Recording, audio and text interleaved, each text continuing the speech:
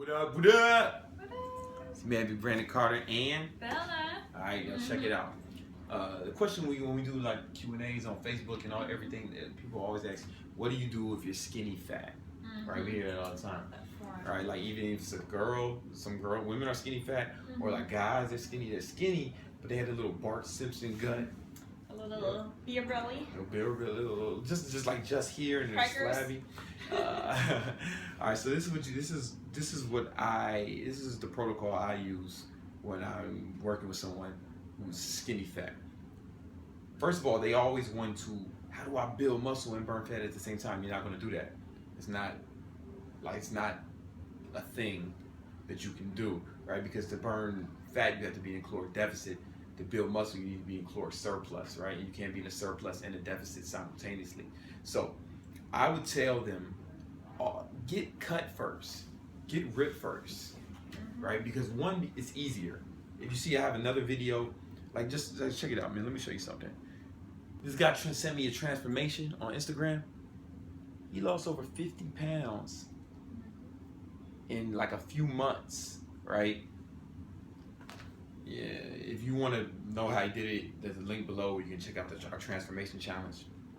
But there's no way you're going to put on 50 pounds of muscle in that amount of time, right? Because burning fat is actually a quicker process than building muscle, right? It's just building muscle, your body needs the nutrients, it has to, building muscle is just a harder process than burning fat. So you can burn pounds of fat faster than you can put on pounds of muscle. So just, if nothing else, just for psychologically, just for motivation, get some instant gratification, get as ripped as you can.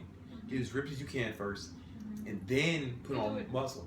You can do it two ways, like not only like lifting, but also through diet. Yeah. You should do, it's your diet and your training. We got more. We're gonna, get from your diet and your training. So what you want to do is get as ripped as you can first, right? And then, first of all, you'll get that instant gratification, and then you'll be happy about yourself quicker, right? Then put on the muscle. Now, if you do that for two reasons. One, when you put on muscle and you're lean, it looks more impressive, right? If you're overweight and you put on 5 pounds of muscle, it won't be that noticeable. But if you're lean, if I put on 5 pounds of muscle, you'll see it, right? You'll see it just in the cut. It'll be like really visible. Sometimes just getting lean makes you look like you have more muscle, right? Like people, when I just got off a cut, and then people when I got done, they're like, man, look like you got bigger. And really, I got smaller. It's just I'm more cut now, I'm more ripped, so you can see like the definition more. So it almost gives the illusion. And my waist is small. My waist is smaller, so it almost gives the illusion that I put on more size when really I didn't. So. And it's just more impressive when you put it on when you're small. When you're lean. So, and secondly, if you try to put on muscle while you already have fat to lose, you run the risk of gaining more fat, right? Now you're hustling backwards. You might end up fatter, and you'll have some muscle underneath it, but now you have some muscle underneath a bunch of fat, right? Now you fat.